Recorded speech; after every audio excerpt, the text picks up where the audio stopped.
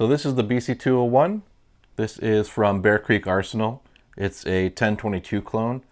So the reason I ended up picking this up is because my other 1022 shot to hell, and I was kind of looking to upgrade the barrel or put some other parts on that, but by the time I was looking around, it kind of added up pretty quick. And at the time, these were selling for around $275 on sale.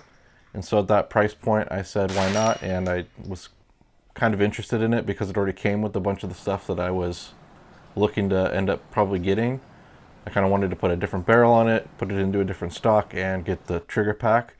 So this basically had everything and was really around the same price, so I ended up just picking this up.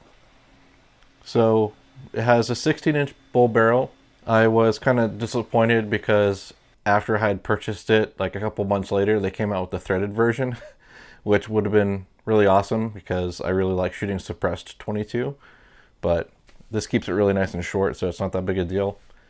It comes in the Hogue stock. This is that over-molded stock that's kind of like a soft touch rubber.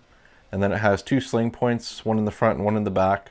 And then I added this flush mount one on the back side here because I like the way that the rifle sits more when you sling it that way.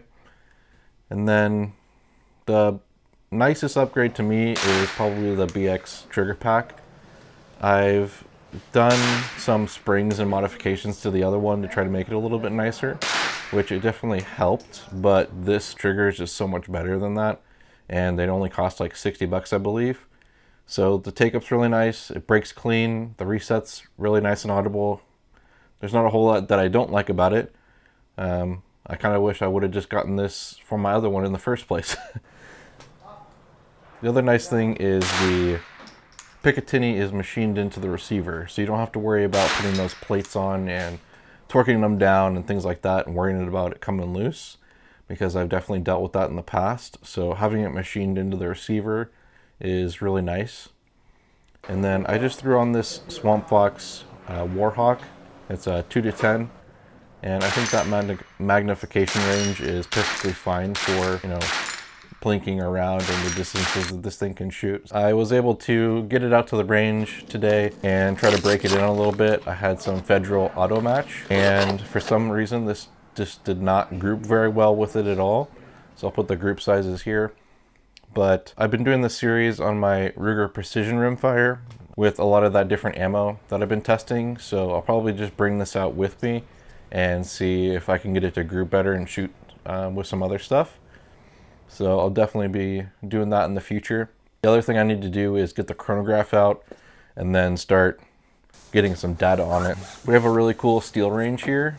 It's like 25 yards to 200 yards, hundreds of little steel animals out there to shoot. So I just need to get some data so I can get the holdovers for that distance and then go have some fun. So other than that, it's been running pretty good. I did have like 2 failure to feeds, and I had 1 dud round, but that's really not that bad. Every 1022 that I've had or my family's had, you really kind of got to break them in, let things loosen up before they are more reliable. It's rimfire, so it's not going to be, perfect or anything, but they can run pretty good if you maintain them and they're broken in enough. So that's pretty much it. The only thing I've really added to this, besides the QD cup in the back here, is the AccuTac bipod adapter. It slides over the sling stud and then adds a bit of Picatinny on the end of there, and so you can add a bipod. It's just a fun little plinker. I think for the price point it's pretty awesome, especially for all the things that you're getting. And they have a bunch of different versions now, like different colors, and they have the threaded option now as well. I'm looking forward to being able to go out more in the next couple months and shoot some steel. Anyways, guys, thanks for sticking around. I'll see you next time. Bye.